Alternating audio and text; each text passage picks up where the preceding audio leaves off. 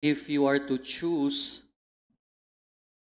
a quality of Jesus on personally, what would that be? It's like you are asked, among the many qualities of Jesus, which strikes you the most? It can be compassion. He was very compassionate. It may be kindness. He was very kind to people. Many, no? Pero ang tanong, isa lang naman. Kasi kung gusto mong tularan lahat, baka hindi mo makaya. But if you are going to pick simply one very beautiful quality of Jesus, you ask yourself, what would that be?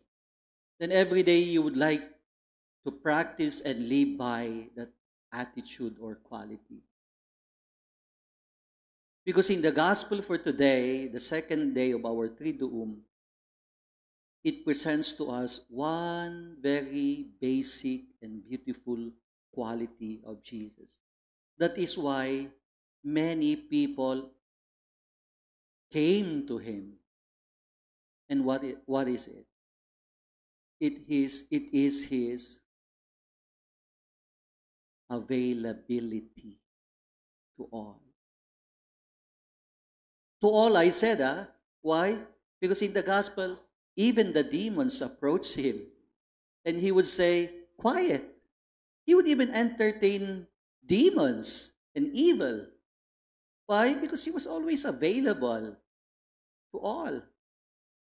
And it's no wonder that many, and in fact, all people go to Jesus because they will always find him available. Kaya nga sa ating ibanghelyo, hinahanap din siya ng iba and he would say, no, I must go to the next town. Why? Because I should be available also to them. And it's one thing we need to learn from Jesus. And in this gospel, most probably the apostles of Jesus were a little bit naiinis. Bakit? They wanted time for themselves. Going from one place to another, curing diseases, preaching the good news is very tiring. At sasabihin ng mga alagad, pagod na rin kami, Panginoon. Pagpahingayin mo rin naman kami. We need time for ourselves. We need time to rest and recharge. And Jesus could have demanded that also. And he could have shut down people who came to him, yung mga may sakit, yung mga inaalihan ng demonyo. He could have said, no, wait, I need to rest first. Kailangan kong mag-day off muna. Kailangan kong magpahinga muna. Pero ang Ebanghelyo said, as they approached him, he would be available to them. Very beautiful, no? Because at times,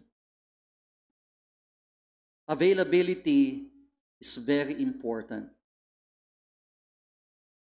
Especially in this time, siyempre pag pagod ka, may kakatok sa'yo, magpapatulong.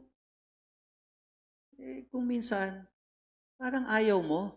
Bakit? Siyempre pagod ka. Siyempre may kailangan ka din. Meron ka rin ginagawa, di ba?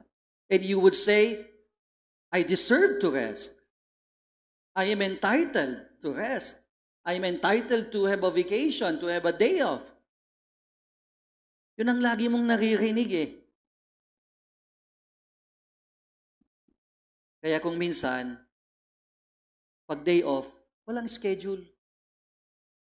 Wala kang ibang gagawin. Kaya nga day off, di ba? Pero si Jesus, never na nagde-day off. Walang day off. Bakit? Anong oras na may nangangailangan? Dapat available siya. So the question for us is, are we like Jesus, available always, at all times to people, especially those who are in need? Because one way or the other, meron ding lalapit sa atin na may kailangan. Hindi siguro may sakit, hindi siguro na-possess ng demonyo, pero everyday merong lumalapit sa atin. Hindi lang personally, siguro merong magte-text sa'yo o may mag-chat sa'yo. May time ka ba? Anong ginagawa mo? Free ka ba?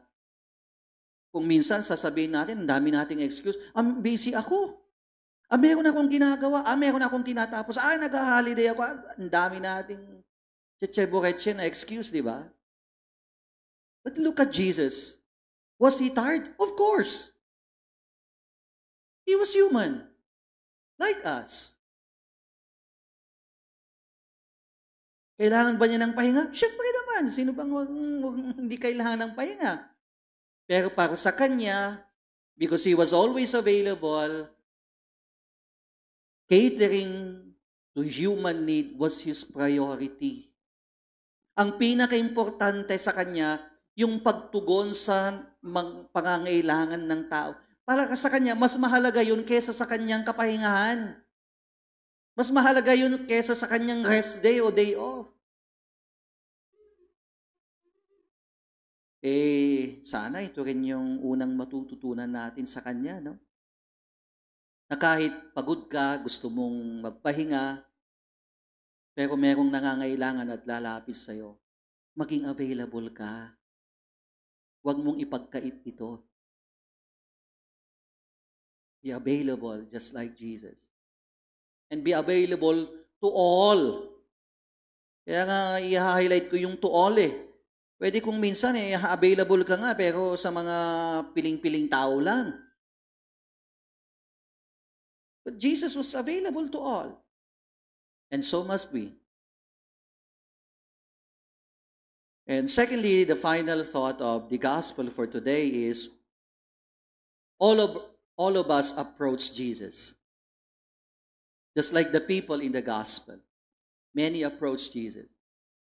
The sick, the possessed.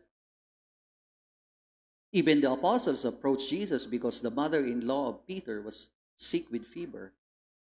Kaya ang tanong is, why do you approach Jesus? Bakit? Bakit ka lumalapit? Ang problema sa mga tao dito sa Ebanghelyo, isa lang dahilan kung bakit sila lumalapit. At alam yan ni Jesus. Anong dahilan? Bakit sila lumalapit? Dahil meron silang kailangan.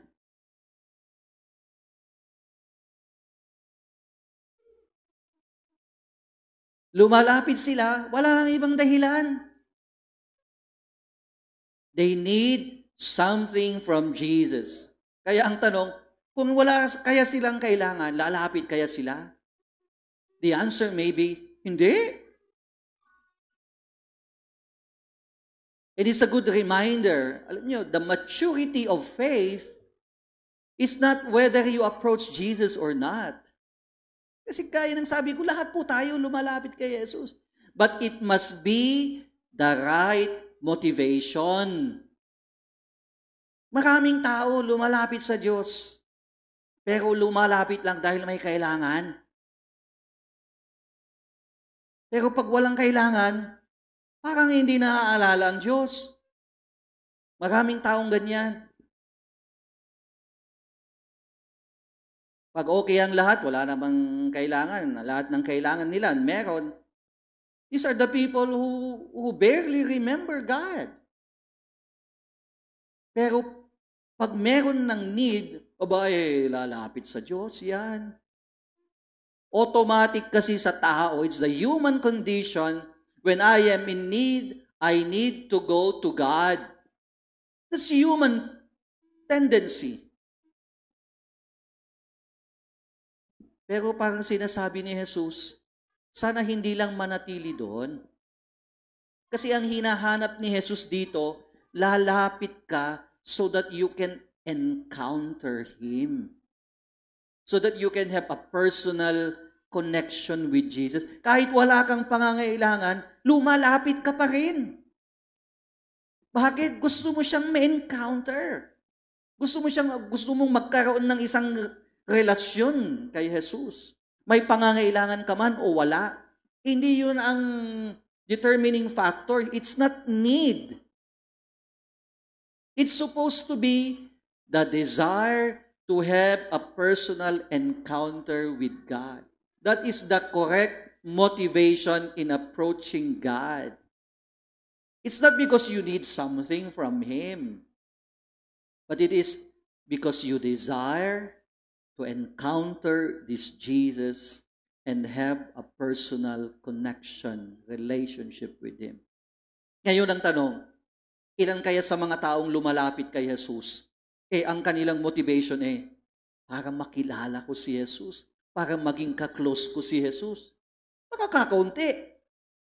Mas marami ang lumalapit ako kay Jesus kasi nasa Kanya yung kailangan ko. Siyang magbibigay ng kailangan ko, hindi ba? And it's the wrong motivation in the spiritual life. You do not approach God because you need something. Kaya nga pag nagdadasal kayo, hindi ba mga listahan ng kailangan nyo? Parang litanya ng kailangan, parang listahan ng grocery Pero who among us, pag lumapit sa Diyos, walang listahan ng kailangan. Kundi, you simply want to encounter God. You simply want to be close to Jesus. Yun lang, wala na. Yun ang hinahanap ni Jesus sa mga tao. At yun ang hinahanap niya sa atin.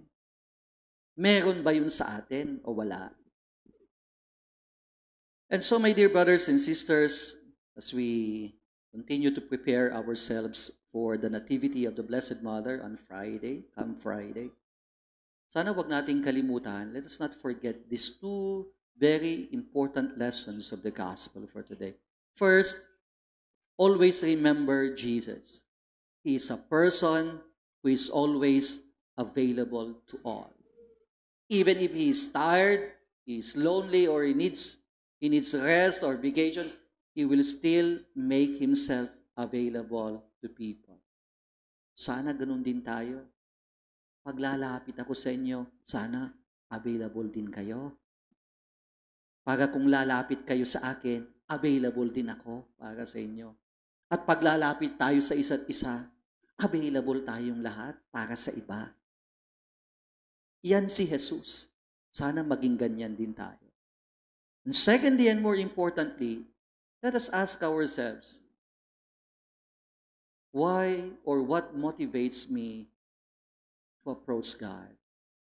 Ano ba ang madalas na nagiging dahilan na ako ay lumalapit sa Diyos? Dahil ito ba ay may pangangailangan ako? Or lumalapit ako sa Diyos dahil gusto kong mapalapit sa Kanya? Magkaroon ako ng relasyon sa Kanya. Always remember, not all people who approach God have the correct motivation in doing so.